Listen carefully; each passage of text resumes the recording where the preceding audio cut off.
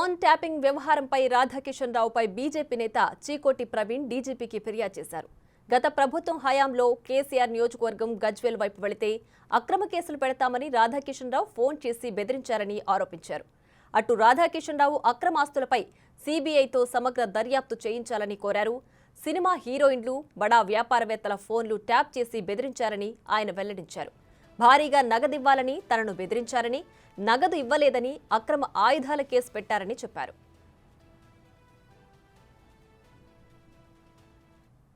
Issue అయినప్పుడు నేను కేసీఆర్ గారు గజ్వెల్కి పోవడం జరిగింది. వాళ్ళ ప్రాతినిధ్యం వహిస్తున్న కేసీఆర్ గజ్వెల్కి హిందూ సోదరులపై దాడులు జరిగి దెబ్బలు తాకితే పరామర్శించడానికి వెళ్ళి రాగానే కేసులు పెట్టినారు. నాకు అప్పుడున్న కమిషనర్ శ్వేత గారు.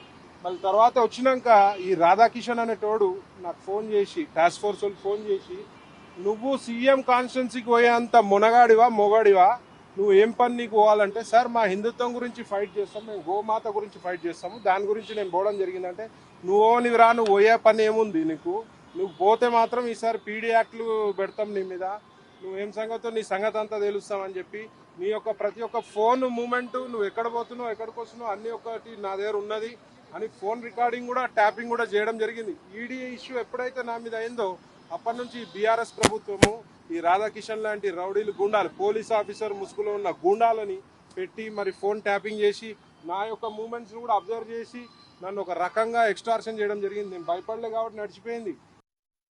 దాని మీద కూడా నేను మీడియాకి ముఖంగా నేను కొన్ని చెప్పడం జరిగింది.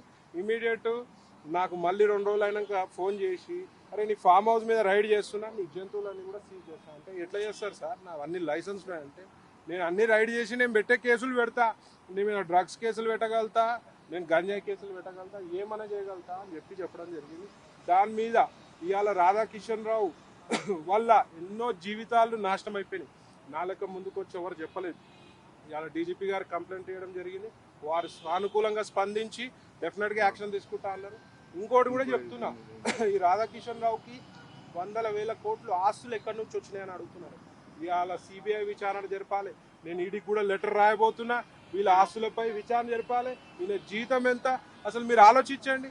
ఒక రిటైర్ అయిన ఒక పర్సన్కి 3 ఏళ్ళు ఒక స్పెషల్ జియో చేసి ఓఎస్డీగా, టాస్క్ ఫోర్స్ ఓఎస్డీగా ఎట్లా పర్మిషన్ ఇస్తారు అంటే గవర్నమెంట్ అవుట్రైడ్గా సపోర్ట్ చేస్తుంది వీళ్ళకి. ఎందుకంటే రాక్షసత్వం కలిగిన వాడే రాధాకిషన్ రావు.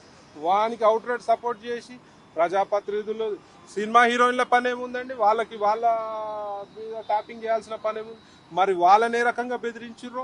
మరి ఈ పూర్తి ఎపిసోడ్కి సంబంధించి ప్రజలు ఎవరైతే బాధితులు ఉన్నారో అందరూ కూడా బయటికి రావాలి. ఎవరు భయపడాల్సిన అవసరం లేదు. బీజేపీ తరఫున నేను కూడా హామీ ఇస్తా, ఎవరికి ఏం అన్యాయం జరిగినా మా బీజేపీ పార్టీ అండగా ఉంటుందని చెప్పి తెలియజేస్తున్నా. ఈయన ఆస్తులపై ఈడీ విచారణ జరపాలి, ఈయన ఆస్తులపై సిబిఐ విచారణ జరపాలి. ఈయన ఇంకేమేం క్రైమ్ చేసిర్రో పోలీసులు గట్టిగా రేవంత్ రెడ్డి సర్కార్కి ఒకటే డిమాండ్ చేస్తున్నారు, ఎలాంటి ప్యాకేజీలకు అమ్ముడు పోకుండా ఈ యొక్క ఇష్యూని మొత్తం బయటికి తీయాలి.